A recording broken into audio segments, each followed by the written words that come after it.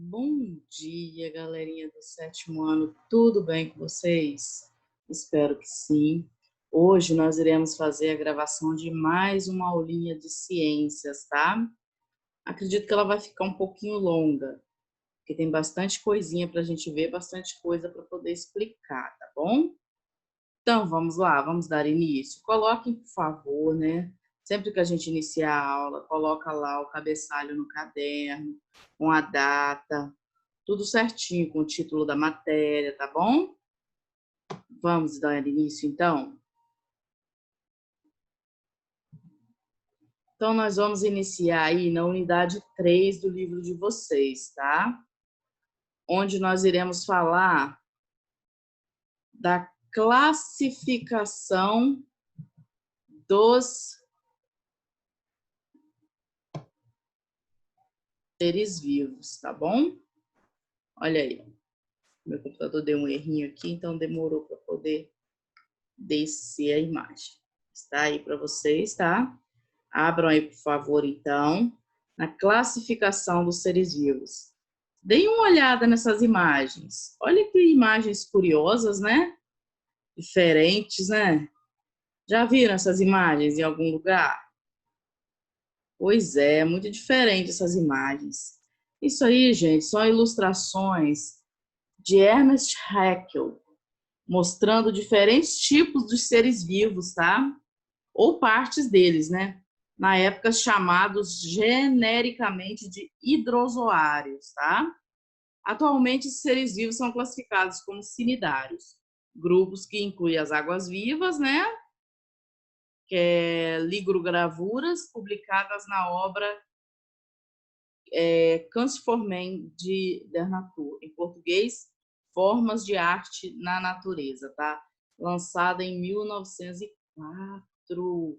Muito tempo, né, gente? Muito, muito tempo mesmo. Mais de um século. Vamos lá, então. Ciência ou arte? Ernest Heinz Filho e August Haeckel, a gente costuma falar só Ernest Haeckel, né? Nascido na Alemanha, foi naturalista, médico e artista.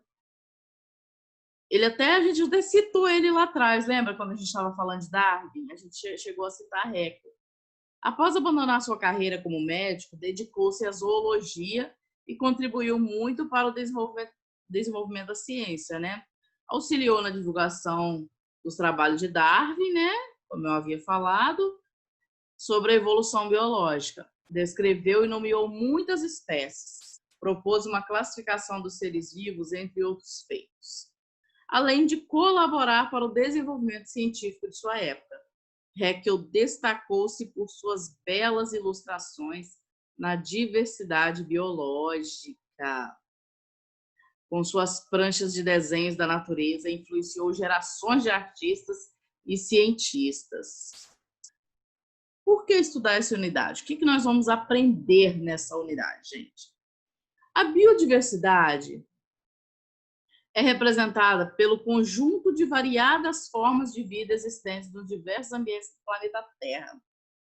Que bom, né, gente? O nosso planeta é riquíssimo, né? O nosso país, então, nem se fala. A nossa fauna, a nossa flora são riquíssimos, né? Para conhecer e entender a biodiversidade, é fundamental classificar os seres vivos e organizar o conhecimento científico sobre eles. Mesmo com tantas pesquisas, ainda existem ambientes poucos conhecidos, e os pesquisadores continuam a descobrir seres vivos e a descrevê-los. Nessa unidade, você aprenderá os seres vivos, como os seres vivos são classificados pela ciência e conhecerá alguns grupos, tá?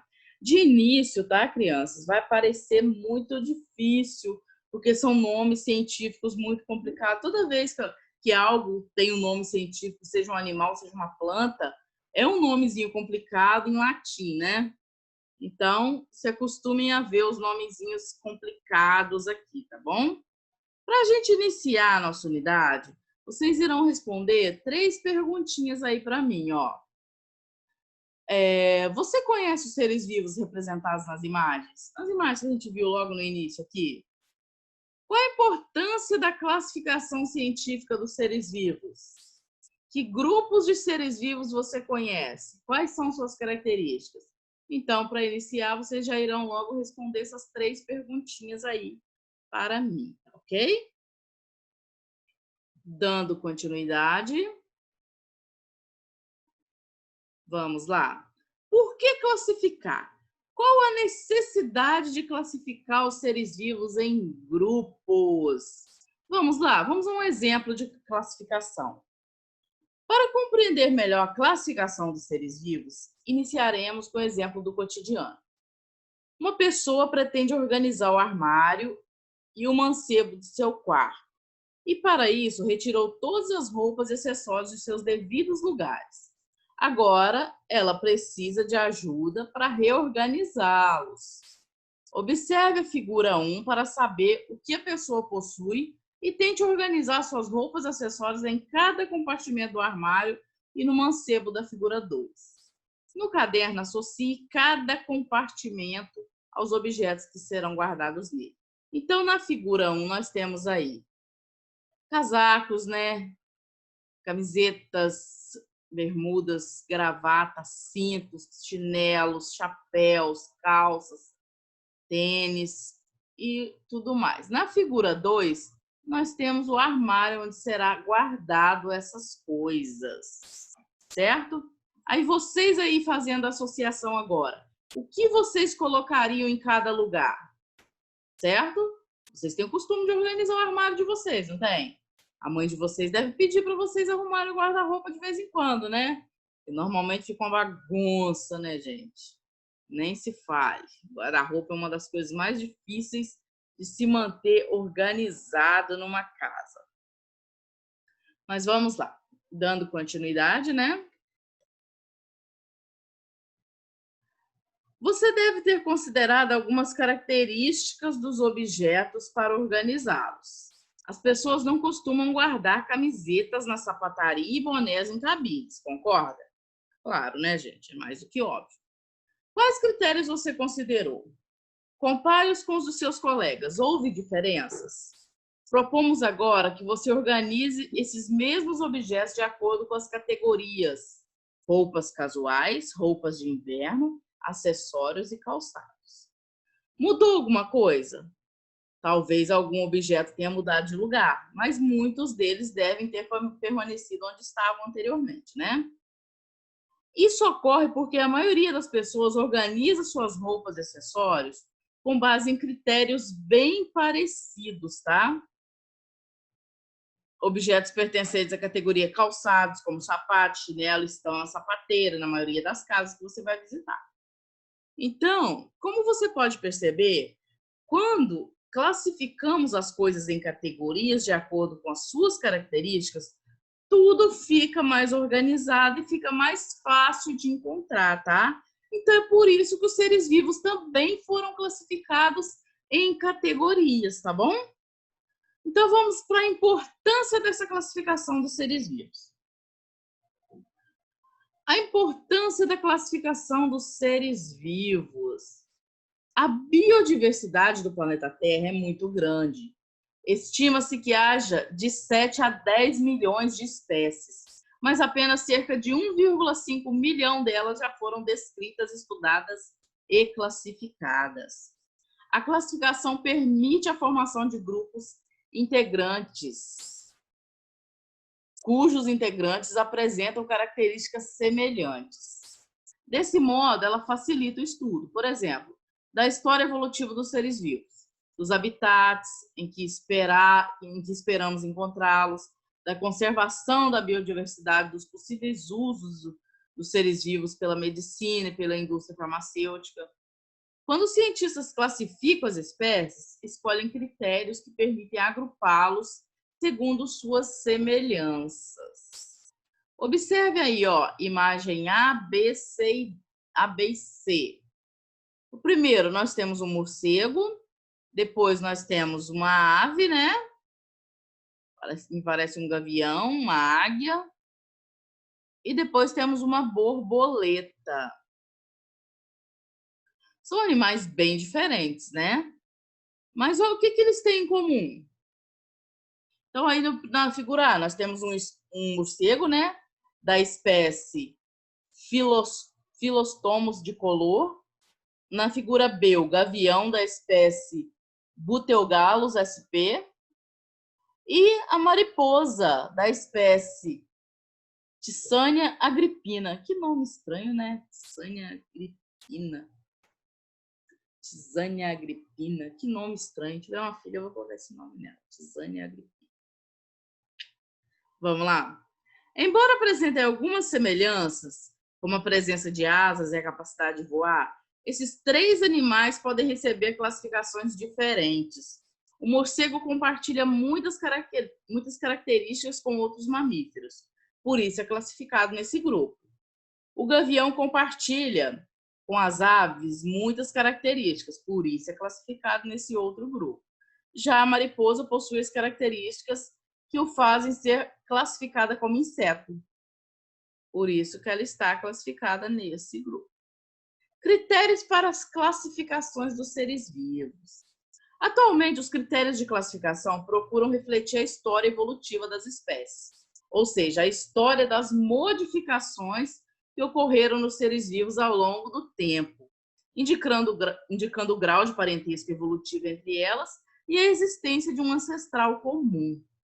Dessa forma, quanto maior a quantidade, a relevância de semelhança entre os grupos de seres vivos, maior o grau de parentesco evolutivo entre eles. E mais recente é o ancestral comum que eles compartilham. Certinho? Os principais critérios adotados pelos pesquisadores para classificar os grupos a serem agrupar os seres vivos, né, são morfológicos, né, quer dizer, a forma do corpo, fisiológicos, o funcionamento dos órgãos e dos sistemas, e comportamentais e genéticos. São feitas diversas análises para verificar esses critérios que utilizam destes materiais grandes como ossos até análises do material genético. Olha aí, ó, aí nós temos dois animais completamente diferentes, né? Um é a serpente, né? Desligar o telefone, né, criança? Porque senão a gente não consegue gravar a nossa aulinha. Vamos lá. Então, olha o primeiro animal aí, que é uma serpente, né, da espécie Apidiodeps. Nossa, que nome, né, gente? Então, cada nomezinho difícil. Scutatus. Então, nós temos a serpente, que ela tem uma coluna vertebral, se vocês observarem, né? E tem um crânio. E aqui nós temos um macaco do gênero Rhesus. Uma das características morfológicas comuns dos dois é a presença da coluna vertebral e do cérebro, né? Do crânio. O que os agrupam como vertebrados, né? Então, ó, tem o crânio e tem a coluna vertebral. Então, classificados como vertebrados. Agora, na figura A aqui, nós temos uma imagem muito linda, muito fofa, né, gente? Olha que lindo. Esse pintadinho aqui, então, ó, que coisa mais linda. Lembrei muito da minha infância, quando a gente tinha, né, criação de porcos em casa e que chegava lá a porquinha deitada com esse monte de leitõezinhos. Coisinha mais linda, mais fofa, todos rosadinhos. Fiquei encantada com essa imagem. Nós temos um porco, né? E aqui nós temos um lobo marinho. Então, nós temos o porcos, os domésticos, nós temos o lobos marinhos, né? Que é o Zalopus, o Alebaek. Os porcos e os lobos marinhos compartilham características fisiológicas, como a produção de leite nas fêmeas, e características comportamentais, como o cuidado parental, ou seja, o cuidado com a prole, com os filhotes, né? Por terem essas e outras características em comum, são classificados como mamíferos. Ok? Dando sequência. Vamos lá. Histórico da classificação dos seres vivos.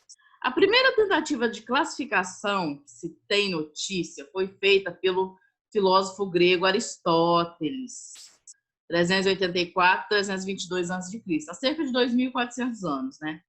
Ele estudou principalmente os animais e classificou-os em dois grupos, os com sangue e os sem sangue.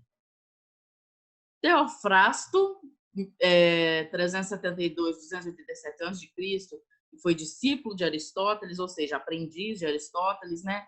Classificou as plantas utilizando um critério, como critério tamanho. Eles as dividiam em árvores, arbustos e ervas, tá? Classificação biológica dos animais proposta por Aristóteles. Vamos lá, vamos para esse infográfico aqui, entender essa classificação biológica que Aristóteles propôs. Olha aqui, ó. Animais. Aí nós temos os divididos que tem com sangue e os sem sangue. Vamos lá, animais com sangue, como baleia, lagarto, pardal, lambari. Lambari é um peixe, tá, gente? Em alguns lugares você chama de piaba, mas eu conheço como lambari. Animais sem sangue, corpo duro, como as abelhas. E também tem os animais sem sangue, que tem o corpo maleável, né? Com carapaça, como o marisco, e sem carapaça, como a água-viva, tá ok? Então, esse foi o modelo de proposta feito por Aristóteles. Até o começo do século XVIII, esses critérios sofreram poucas modificações. Alguns naturalistas classificavam os animais de acordo com seu modo de locomoção, outros conforme o ambiente em que viviam. Por exemplo, as aves, morcegos e insetos eram classificados como animais aéreos, mas hoje sabemos que eles são muito diferentes entre si. Essas classificações são consideradas artificiais, tá? A classificação utilizada pela ciência atualmente é natural, isso é, agrupa os seres vivos de acordo com as relações de parentesco evolutivo entre eles. De maneira geral, quanto mais semelhanças duas espécies apresentarem entre si, mais próximo é o seu grau de parentesco. A primeira tentativa de classificação com base em características estruturais ou anatômicas foi realizada em 1735 pelo naturalista e médico sueco Carl von Linné. Em português, Carlos Linneu. Estragou o nome do homem, né, gente? O homem tinha um nome muito chique, muito lindo, ó, Carl von Linné. Aí, em português, traduziu Carlos Linneu. Ninguém merece. Porém, 1707, 1778, tá? O sistema de classificação utilizado hoje é o mesmo desenvolvido por Linneu, porém com algumas modificações. Esse sistema foi publicado em seu livro Sistema Naturae. Aí está o retrato, né, gente? Ó, aqui em cima do Carlos Linneu, né? Já que em português é Carlos Linneu, vamos chamar de Carlos Linneu. O sistema de classificação de Linneu, vamos conhecer? A gente conheceu o de Aristóteles, né? Agora vamos conhecer o de Linneu. Vamos lá. No sistema proposto por Linneu, a espécie é a unidade básica de classificação. A espécie é formada por um grupo de indivíduos semelhantes que, em condições naturais, são capazes de se reproduzir e de dar origem a descendentes férteis. As diferentes categorias de classificação, chamadas de categorias taxossômicas ou táxons, foram ampliadas em relação às propostas de Linneu. No atual sistema de classificação, espécies semelhantes são agrupadas em um mesmo gênero. Os gêneros semelhantes são agrupados em uma mesma família. Famílias semelhantes são reunidas em uma ordem. Ordens semelhantes são agrupadas em uma classe e classes semelhantes são agrupadas em um filo. E filos semelhantes são agrupados em um reino. Ufa. As semelhanças entre os grupos podem indicar evidências do grau de parentesco. Então, vamos lá. Vamos para mais um infográfico aqui mostrando os níveis de classificação. Então, eu tenho o reino, né, que engloba todo dentro. Lembra do conjunto numérico quando a gente estava estudando? É parecido com ele, né? Então, o reino engloba todos os tipos de classe, né? Depois eu tenho o filo, a qual esse animal pertence. Depois eu tenho a classe, a ordem, a família, o gênero e, finalmente, a espécie, tá? Então, imagina, para a gente conseguir classificar um animal ou uma espécie que luta, que demora, tem que saber o reino, o filo, a classe a qual ele pertence, a ordem a qual ele pertence, a família, o gênero e a espécie. Muito difícil, né? Existem similaridades entre os indivíduos e compartilham cada nível de classificação. Vamos lá. As categorias taxossômicas, classificação do lobo-guará e do peixe-boi da Amazônia. Lobo-guará. Então, ele é o Chrysacium brachyurus. O peixe-boi da Amazônia, Trichechus inunguis. Que nome, né, gente? Meu Deus, se a gente tiver que decorar tudo isso aí, a gente está muito lascado, hein? Já pensou? Vamos lá. O reino deles, vamos classificar eles? Então, o reino. Reino Animalia, né? Pertence ao reino dos animais, então é Animalia. O filo, Chordata. A classe, Mammalia, porque são mamíferos, né? A família, família Cinedae. Eles são da ordem carnívora, né? Do gênero Chrysacium, e a espécie Chrysacium brachyurus, né? Aí vamos lá. O lobo, né? Até aqui, até a classe, eles são classificados iguais, tá? Depois já muda. Vem a ordem, que é Sirenia, a família Trichinidae, o gênero Trichechus e espécie Trichechus inunguis, tá? Então, até aqui, até a classe, eles são classificados iguais, tá? A partir disso, quando vem para a ordem, família, gênero, espécie, e aí eles mudam, tá bom? De um animal para outro. Continuando. Vamos lá.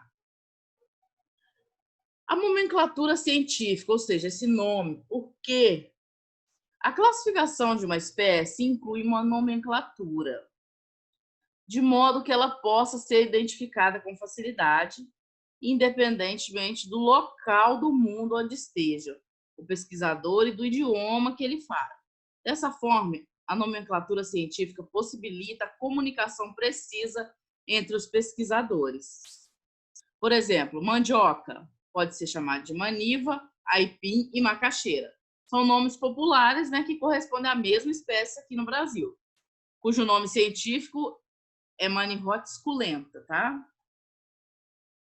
Apesar de muitas pessoas sempre dizerem que a mandioca é diferente do aipim, que não é a mesma coisa.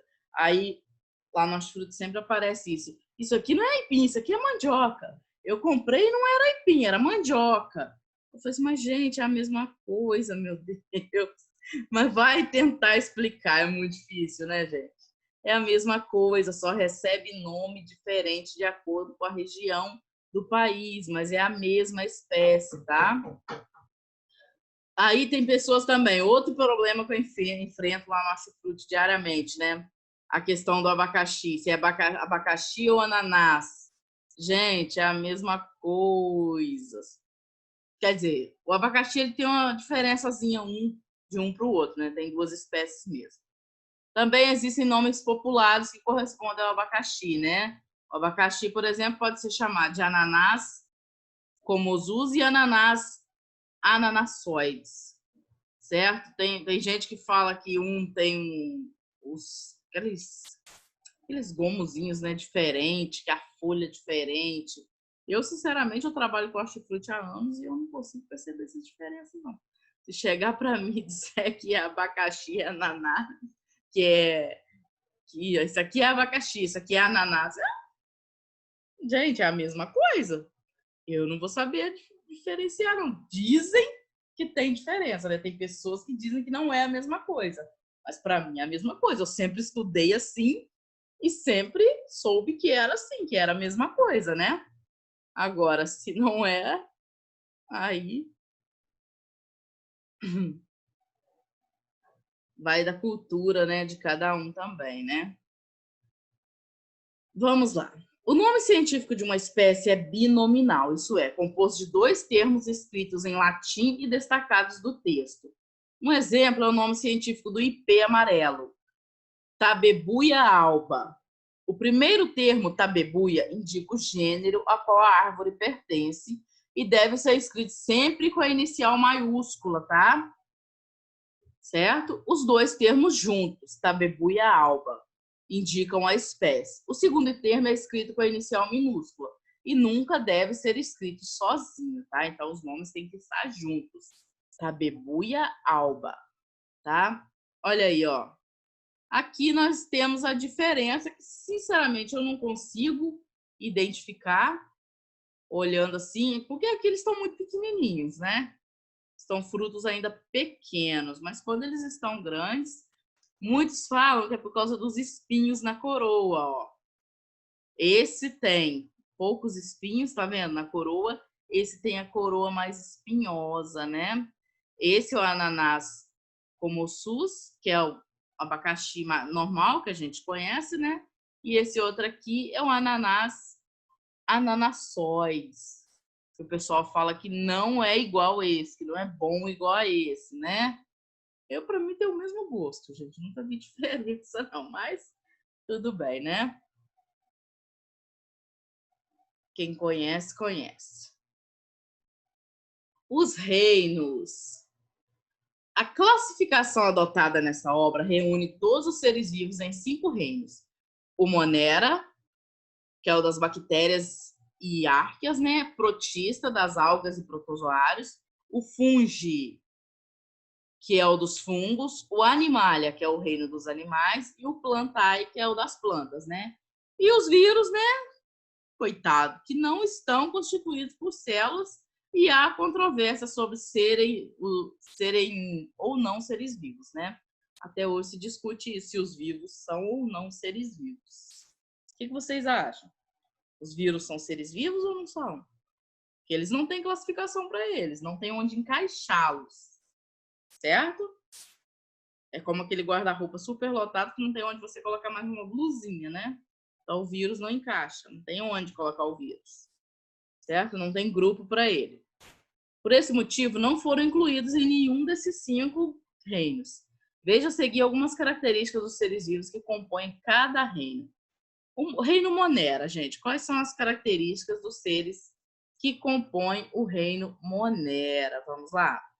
Unicelulares, procarióticos e autótrofos ou heterótrofos, tá bom?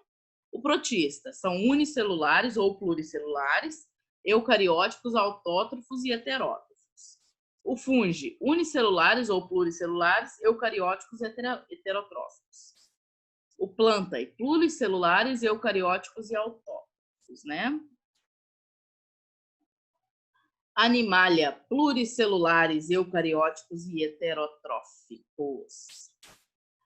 Essa é uma classificação didática. Pesquisas mais recentes sugerem a classificação dos seres vivos em agrupamentos diferentes.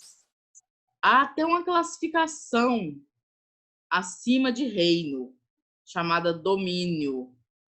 Nela, os procariontes são divididos em 2 domínios, o arcaia e o bactéria. E os demais seres vivos são classificados no domínio eucária.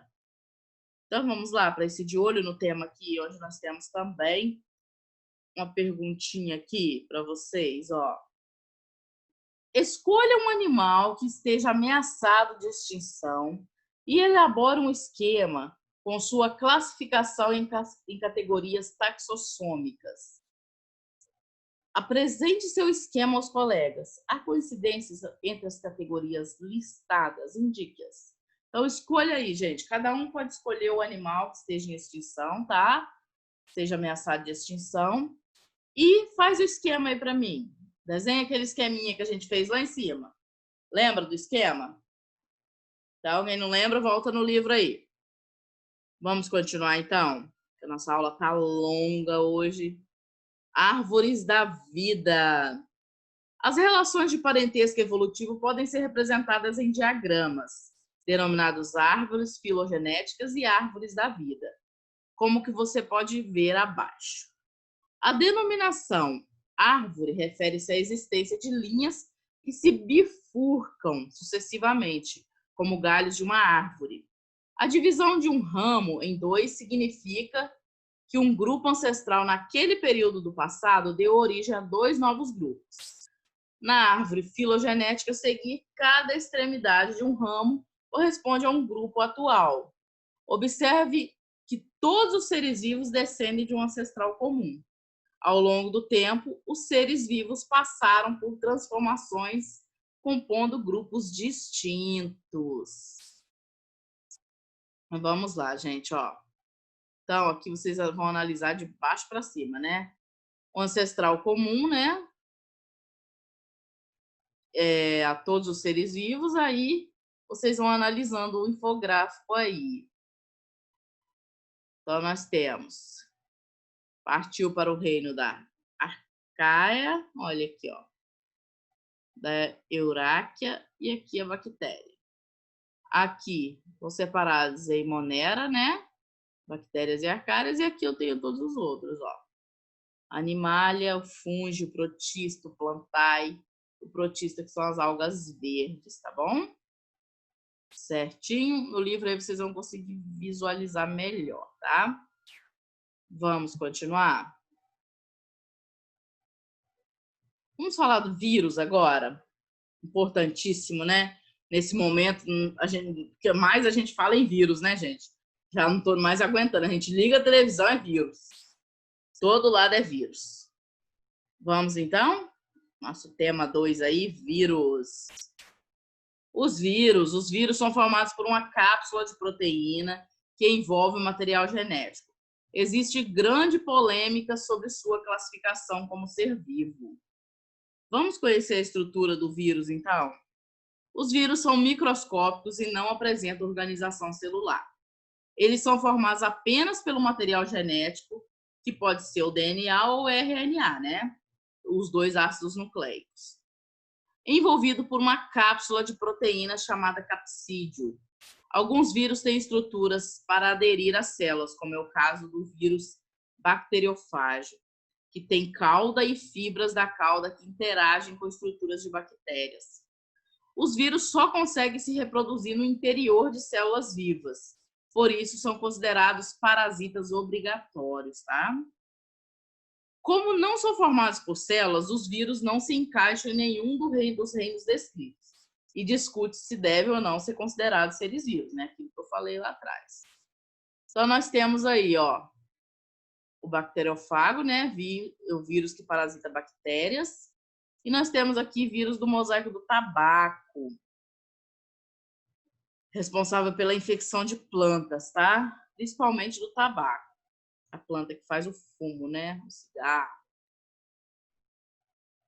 Olha quantas vezes esse vírus foi aumentado, gente, para poder se ver assim, ó. 120 mil vezes, 220 mil vezes. Para vocês verem como que é minúsculo, né? A reprodução viral e as viroses. Vamos ao mais importante agora. Fora do ambiente intracelular, os vírus não manifestam nenhuma atividade. Entretanto, milhões de novos indivíduos, ao entrar em contato com uma célula hospedeira, o único vírus é capaz de originar milhões de indivíduos em algumas horas. Olha aí, gente, o risco, né? Os vírus causam doenças ou infecções chamadas viroses. Podem parasitar animais, plantas e outros organismos. São responsáveis por inúmeras doenças no ser humano, como cachumba, rubéola, raiva, sarampo, hepatite infecciosa, dengue, gripe, poliomielite, herpes, febre amarela e AIDS. E Covid-19, né, bebês? A gente estamos agora vivendo esse momento tão crítico de nossas vidas, né? Por causa desse vírus desconhecido, os cientistas sabem tão pouco ainda sobre ele, né? Vamos lá. Então, aqui embaixo tem um esquema Gente, para a maioria dessas doenças aqui, né, desses vírus, existem vacina, tá? Ó, cachumba, rubéola, raiva, sarampo, hepatite infecciosa, dengue, gripe, poliomielite, herpes, febre amarela e AIDS. Algumas delas já existe vacina, tá? Mas nem todas, tá bom? Etapas de infecção viral. Vamos lá, o que acontece? Ó, vem uma partícula viral, né?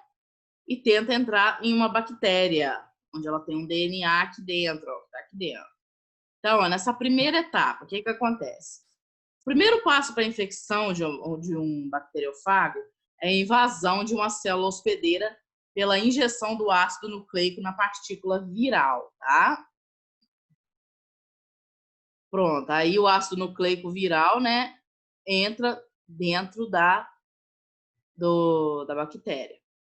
Segundo passo, dentro da célula, o ácido nucleico do vírus se multiplica rapidamente, produzindo novas partículas virais. Olha como ele se multiplica rapidamente, gente. Terceira etapa.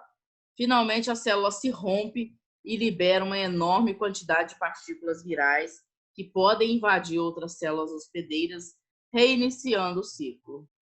Tá vendo? Aí daqui esse vírus já parte, invade outra célula, por aí vai. Vamos lá? Vacinação, tão importante, né? E aí? Estão com as vacinas em dia?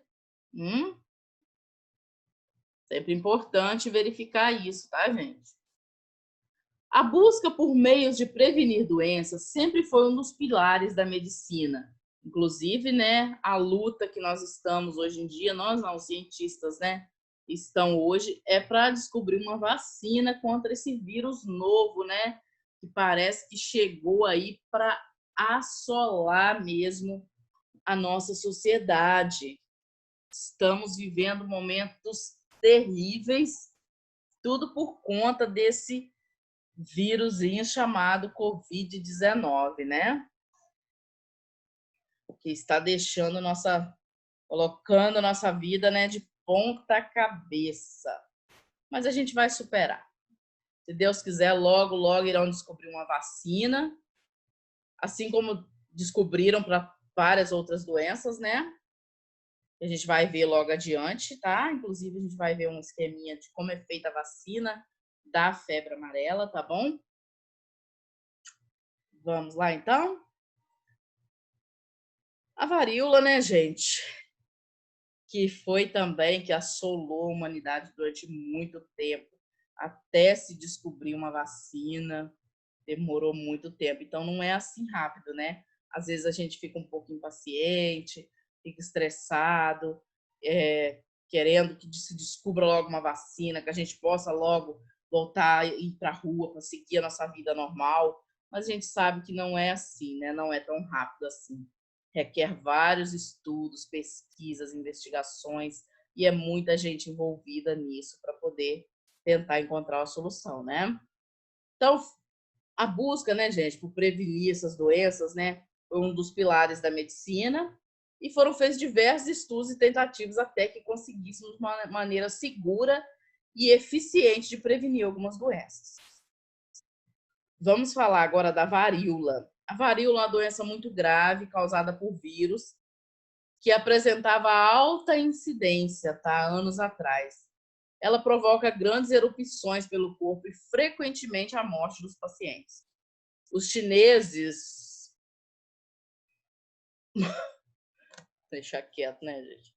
Os chineses, muito tempo antes da invenção da vacina, trituravam as cascas de feridas de varíola e sopravam o pó através de um cano de bambu nas narinas das crianças.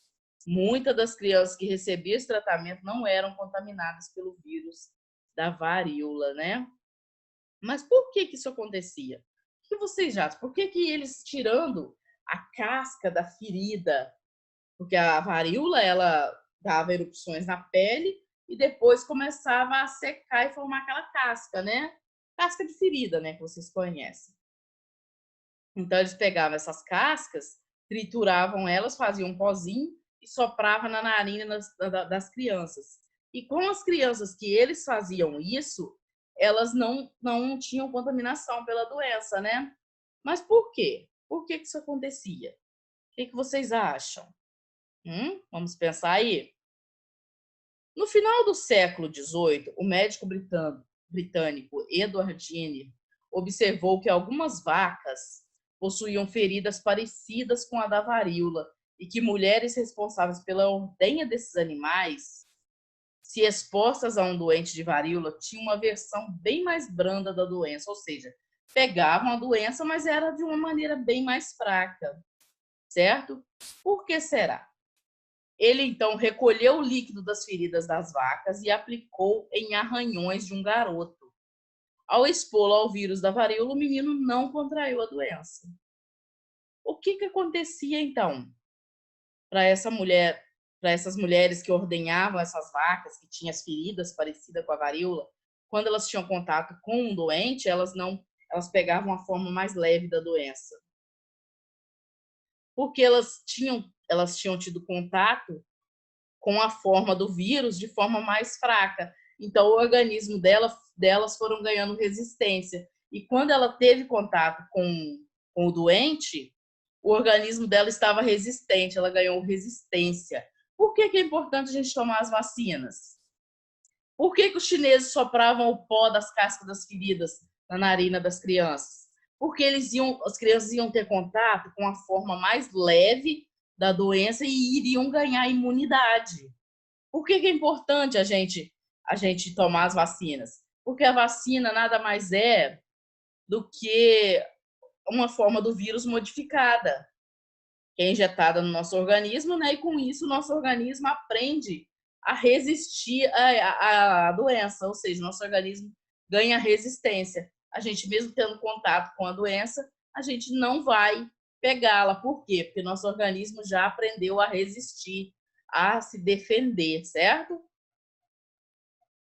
A partir desses experimentos surgiram as primeiras vacinas. Olha que curioso, por que o nome vacina, gente?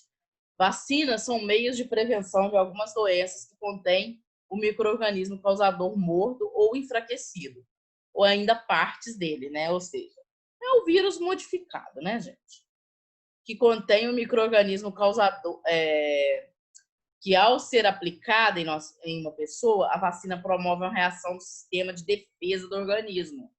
Com isso, ao entrar em contato com o agente causador do vírus, o organismo reage mais rapidamente, resultando em uma forma mais branda da doença ou impedindo seu desenvolvimento. O termo vacina vem do latim vacinus, que significa vaca. Olha que curioso, né? Animal do qual Jenner tirou o vírus da varíola. Então, se ele tirou o vírus da varíola para poder fazer a vacina, por isso que o nome vacina se chama vacina, por causa do nome vaca. Olha que loucura, né, gente? Sabiam disso? Muito curioso, né? Atualmente há vacinas para diversas viroses, como sarampo, rubéola, febre amarela. As vacinas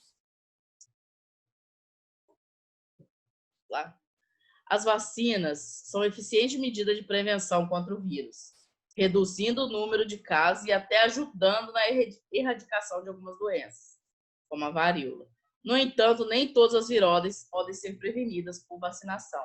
Por exemplo, ainda não existe vacina contra a infecção causada pelo vírus da dengue, da AIDS, Covid-19, né? E nem sabemos se vão conseguir, né, produzir essa vacina. Esperamos que sim, né, gente? Que algum dia essa vacina consiga ser produzida. Aí nós temos a imagem, uma representação artística, né, do momento em que Edward Jenner aplica a vacina contra a varíola numa criança, tá? Vamos aqui tem um saiba mais, né? Vamos falar de epidemias, que é o que nós estamos vivendo no momento, né, gente? O que é uma epidemia? Epidemias são surtos de determinada doença, tá? Usamos o termo quando a doença possui um número de ocorrências muito alto que supera o esperado para a área no mesmo período do ano. É o que está acontecendo, né, gente? Um surto de Covid-19 muito grande. Muitas doenças causadas por vírus já provocaram epidemias na história. Há registros de epidemias de varíola que ocorreram há mais de 3.000 anos no Egito. A epidemia da gripe espanhola causou milhões de mortes no começo do século XX em várias partes do mundo, né? Como está acontecendo agora com o Covid-19 também, quando a gripe espanhola assolou a população da Terra, né? No de olho no tema aí, gente, ó, temos aí uma questão aí para vocês, tá? Duas questões, aliás. Analise a seguinte afirmação. O vírus, por serem muito simples, devem ter surgido e evoluído antes das primeiras células. Você concorda? Justifica. Será? Por ele ser tão simples, ele pode ter surgido até mesmo antes das primeiras células? 2. Discuta a importância da vacinação para a manutenção da saúde individual e coletiva. Escreva aí para mim, gente. Entrando na rede. Gente, nesse endereço que vai aparecer aí para vocês, ó, há um material do Centro Cultural do Ministério da Saúde, tá? Que apresenta a história das vacinas e explica como elas foram capazes de erradicar algumas doenças. Então, isso aqui vai ficar como trabalho para vocês, tá bom? Acessem esse site aqui, certo? Acessem esse site. Leiam, façam um resumo, tá? Desse material. Contando a história das vacinas, né? Explicando como elas foram capazes de erradicar algumas doenças. Não precisa fazer aquela pesquisa imensa, gigante, tá? Faça um resumo, mas bem explicado e bem objetivo, tá bom? Que dê para a gente entender a história do surgimento dessa vacina e como ela foi capaz de erradicar alguma doença, tá bom? Certinho? Valendo nota, tá? Não se esqueça, hein? Então, entrem, acessem esse site aqui. Lá vocês vão encontrar esse material para vocês fazerem esse trabalho para mim, ok? Certo? Está valendo nota para ser entregue na próxima semana. Fabricação da vacina da febre amarela. Qual é o maior fornecedor de vacinas do Ministério da Saúde? Qual é o produto mais conhecido do Instituto e desde quando essa vacina é produzida? Vamos assistir um videozinho agora? Curto, bem curto, 3 minutinhos. Vamos lá.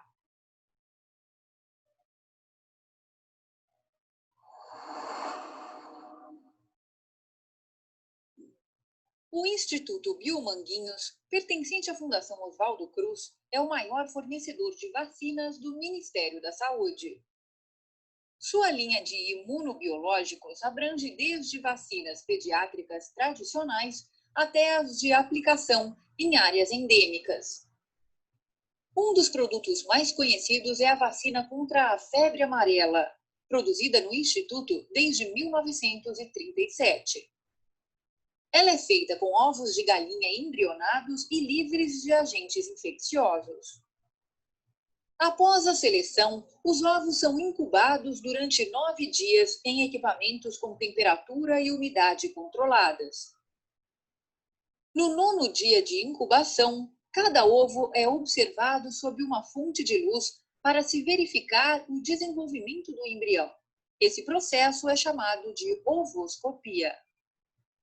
Depois, os ovos são colocados em suportes especiais com a extremidade de maior diâmetro voltada para cima.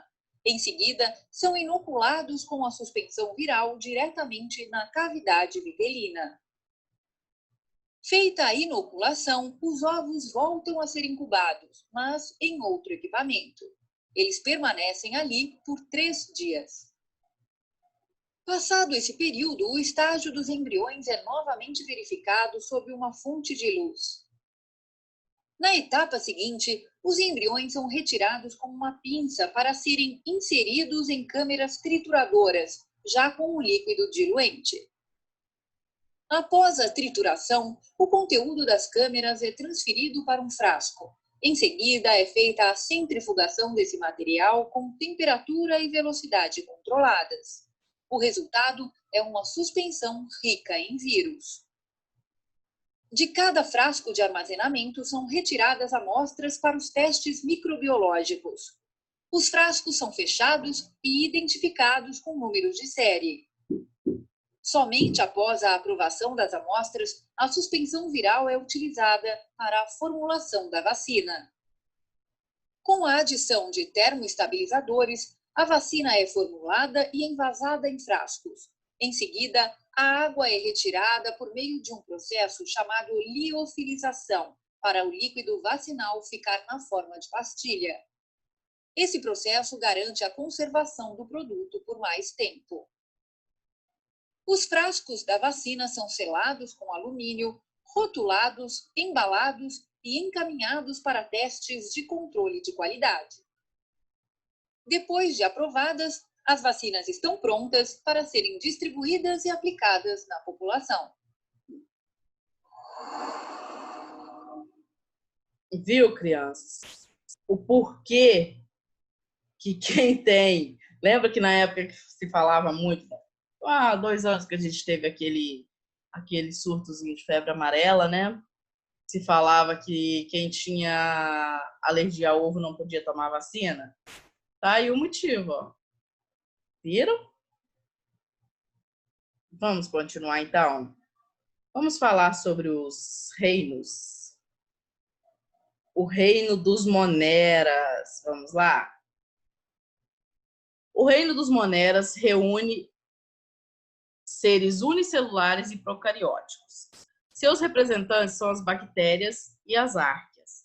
Há poucas décadas, não se conheciam as diferenças entre árqueas e bactérias. Com o avanço das pesquisas, foi possível diferenciar esses 2 tipos de seres procarióticos, que passaram a ser classificados em 2 domínios diferentes. Categoria taxonômica superior ao reino. Vamos às árqueas, então. Esses procariontes, em geral, conseguem sobreviver em ambientes com condições extremas, como pântanos, onde há baixa disponibilidade de oxigênio, tá? Salinas, onde existe grande quantidade de sal, né? E poças de origem vulcânica, onde a temperatura é muito alta. As árqueas também apresentam estruturas semelhantes às bactérias, porém, diferem delas significativamente em relação ao material genético, apresentando uma história evolutiva distinta. Gente, essa imagem que nós vamos ver aqui agora é do Parque Nacional de Yellowstone, né, nos Estados Unidos, tá? Já viram o filme 2012? 2012, quem já assistiu? É aquele filme que fala sobre o fim do mundo, né? Que a Terra toda está se aquecendo, a Terra toda está pegando fogo, rachaduras pela Terra toda. O filme começa por aí, ó, por esse parque. E Yellowstone, inclusive, tem uma cena gravada nesse lago aí, tá?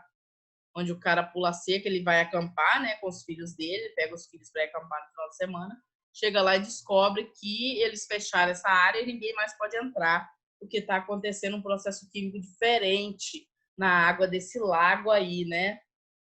E eles têm que sair rapidamente dali, porque pode ocorrer um problema sério aí. Quem não assistiu o filme, assistam, tá? É bacana. As bactérias são encontradas em diversos ambientes. Elas podem ser parasitas ou de vida livre. Podem viver no solo, em água doce ou salgada, em suspensão no ar ou em associação a outros seres vivos. Há muitas bactérias vivendo no corpo humano. Elas se distribuem pelos diferentes tecidos e órgãos e muitas têm funções relevantes. Muitas são benéficas para a nossa saúde, tá? Ou seja, ajuda no funcionamento do nosso organismo, né? No sistema digestório, por exemplo, há comunidades de bactérias que desempenham um papel fundamental na digestão de certos alimentos e na regulação da função intestinal. As bactérias também se beneficiam dessa relação, pois se alimentam do que ingerimos ou secretamos, né? Estrutura celular das bactérias. As bactérias são seres microscópicos que geralmente medem entre 0,2 nanômetros, né, e 1,5 nanômetros de comprimento. Elas podem viver isoladamente ou em grupos. constituindo colônias, e suas células podem apresentar diversas formas. As células bacterianas possuem 3 partes principais: parede bacteriana, membrana plasmática e citoplasma. Então, aqui tá elas, ó. Membrana plasmática, ó. Vamos ao citoplasma primeiro, que é o líquido que está ali no interior, né? Onde está contido o material genético. Lembrando que nesse tipo de célula não existe núcleo, tá? O material genético ele está disperso no citoplasma, tá? O citoplasma é formado por um líquido viscoso e pelos organoides, onde está contido o DNA, isso que eu acabei de falar. Membrana plasmática permite a troca de substâncias entre a bactéria e o meio externo, né? E o DNA é o material genético da célula, é o que define, né? E a parede bacteriana é a estrutura que cobre e protege a membrana plasmática. Certinho? Desculpa. Aí nós temos, né, gente, uma imagem, tá? Diferentes formas, né, de bactérias. Então, vamos lá. Temos essa bactéria, que é da espécie Staphylococcus aureus, olha ela aí. Temos a bactéria B, Streptococcus, da espécie Streptococcus pyogenes, né? Temos a C, que é Bacillus da espécie, né? Que é Ameophilus influenza. Temos a D, que é Spirilo da espécie Spirillum valutans. E a nossa última aí, que é Vibriões de espécie Vibrio chalerae, certo? Então, dando continuidade à nossa aula, vamos lá. Reprodução das bactérias. A maioria das bactérias se reproduz pela divisão da bactéria-mãe em 2 bactérias filhas idênticas. Por meio desse processo, denominado divisão binária, as bactérias podem se reproduzir rapidamente, caso não existam limitações de alimento ou de outros recursos necessários para o seu desenvolvimento, tá? Em condições adequadas, uma única bactéria pode se dividir a cada 20 minutos. Assim, em menos de 24 horas, uma única bactéria pode originar mais de 7 bilhões de bactérias. Já pensaram nisso, gente? Número aproximadamente igual à população do planeta, né? A população humana. A divisão da bactéria, como que funciona? Então, tá lá a bactéria, né? Ela vai, primeiro, o material genético dela, o DNA se divide em 2, né? Aí se separa, em seguida elas vão começar o processo de separação. O processo de separação, essa parede celular aqui começou a cobrir aqui para fazer o fechamento e pronto, ela se dividiu em 2, certo? Aí essa daqui vai se dividir também em 2, essa em 2, depois as seguintes também em 2, né? E assim por diante. As bactérias na cadeia alimentar. As bactérias são muito importantes para o funcionamento do ecossistema. As autótrofas, capazes de produzir seu próprio alimento, são fontes de alimento para outros seres vivos. E as heterótrofas, né, ou heterotróficas, pode ser falado das 2 maneiras, que dependem de outros seres vivos para se alimentar. Podem ser, por exemplo, decompositores e parasitas. Exemplo de cadeia alimentar marinha. Vamos lá, ó. Então, nós temos as bactérias, né? Ó, bactérias fotossintetizantes, mais algas, produtores, né?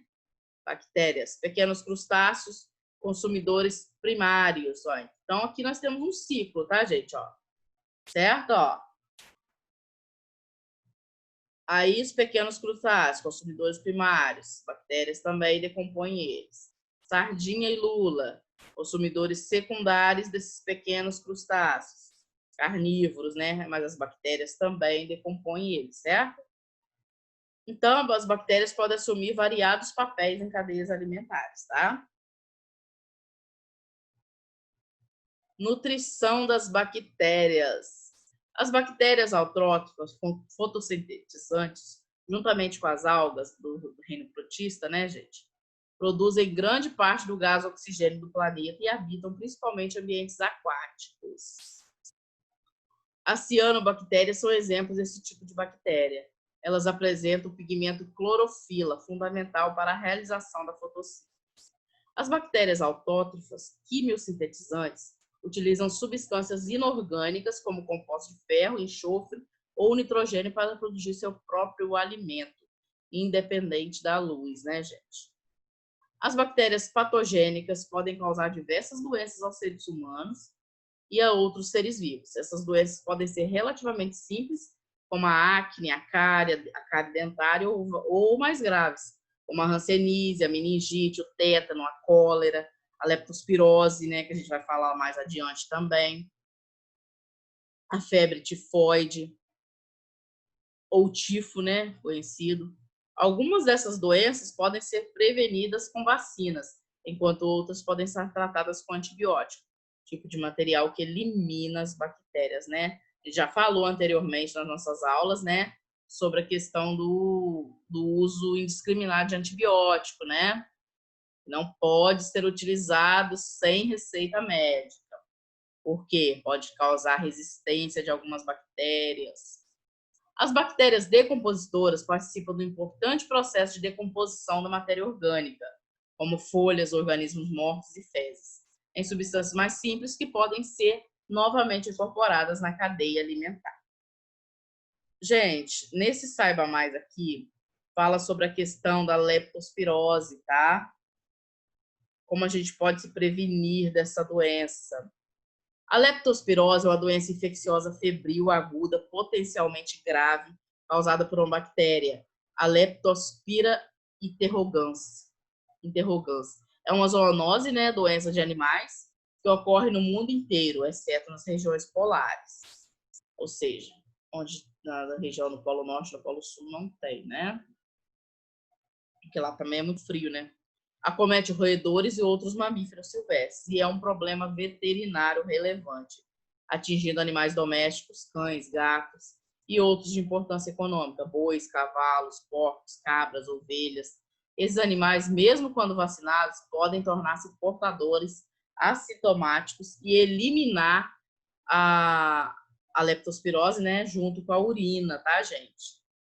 Falei da leptospirose, mas é por causa do nome, Leptospira interrogans, né, que é o nome da bactéria. O rato de esgoto, Ratus navergiçus, é o principal responsável pela infecção humana, em razão de existir um grande número de proximidade com seres humanos. A leptospirose multiplica-se nos rins desses animais sem causar danos e é eliminada pela urina, às vezes por toda a vida do animal. A bactéria que causa a leptospirose, eliminada junto com a urina de animais, sobrevive no solo úmido e na água, tá? Penetra através da pele e de mucosas, olhos, boca, nariz, ou através da ingestão de água e alimentos contaminados. No Brasil, a maioria dos casos de infecção ocorre pelo contato com a água das chuvas e das enchentes, tá, gente?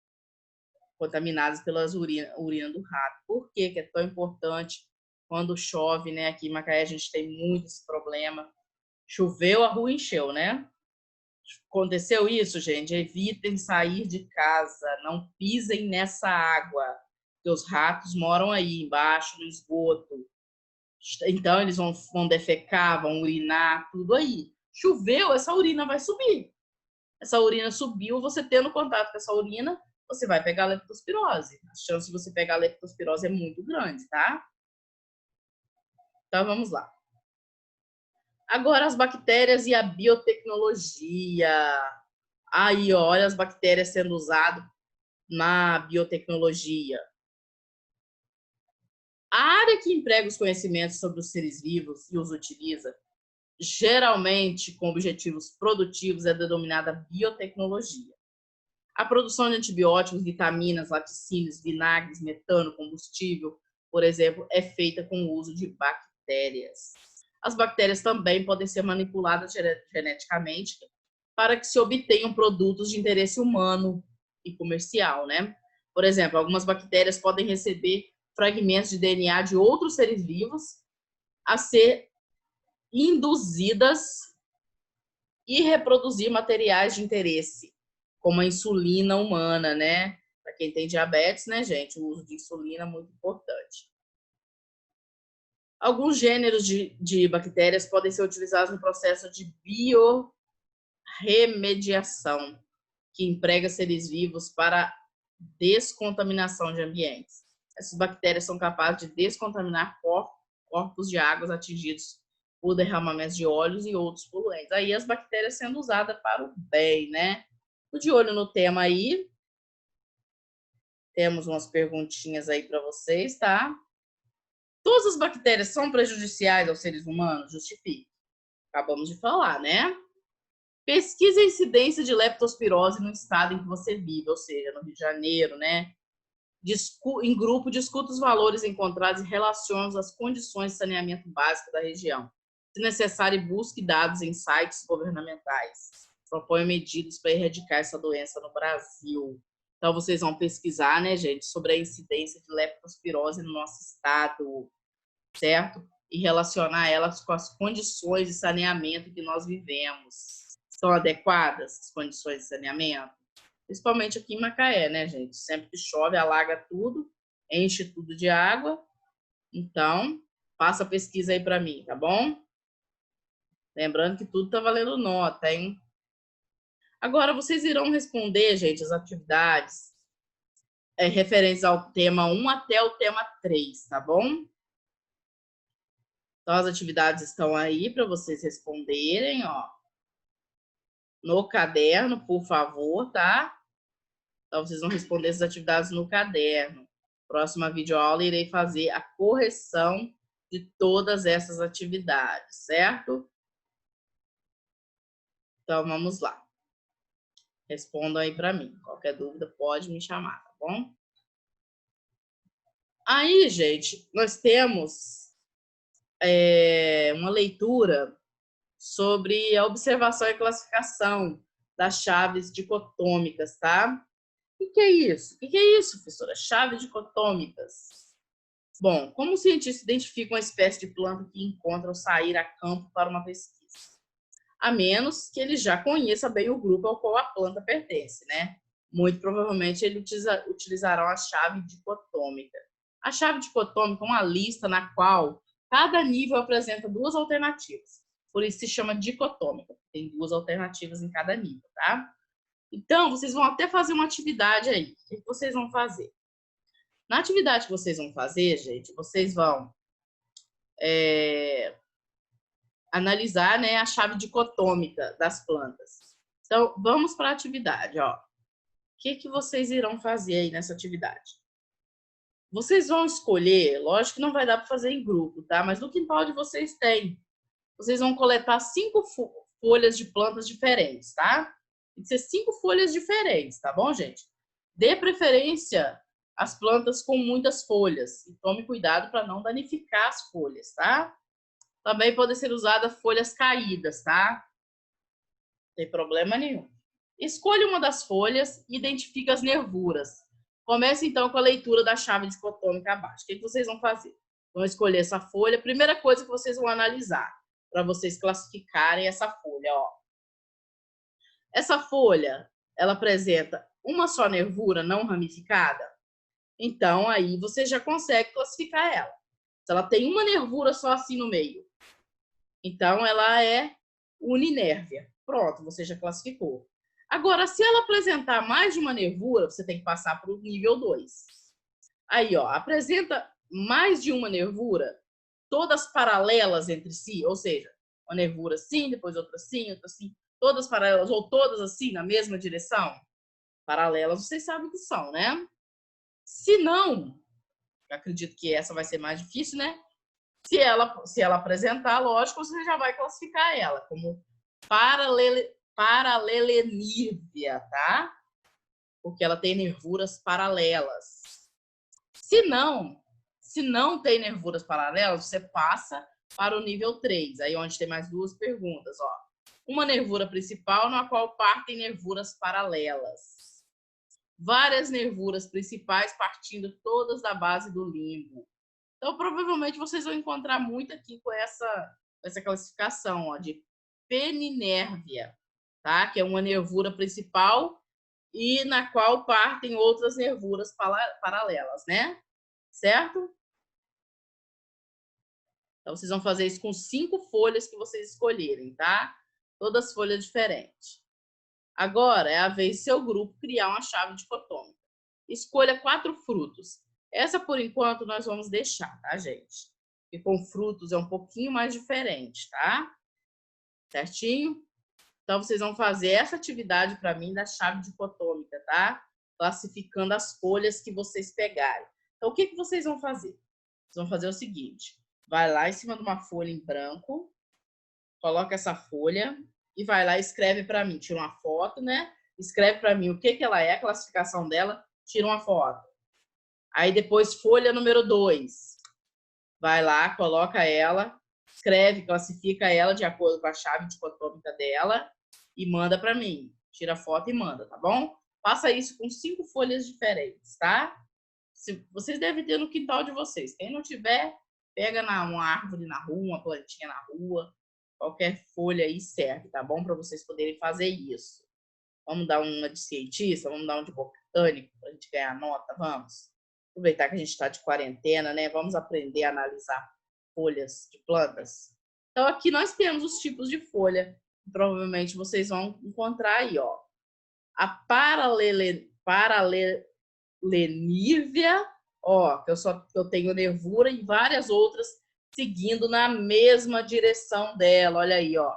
Eu tenho a uninérvia, provavelmente vocês vão encontrar muito, inclusive folha de capinha assim, né, gente? Ó, eu tenho essa folha com uma única nervura no meio, né?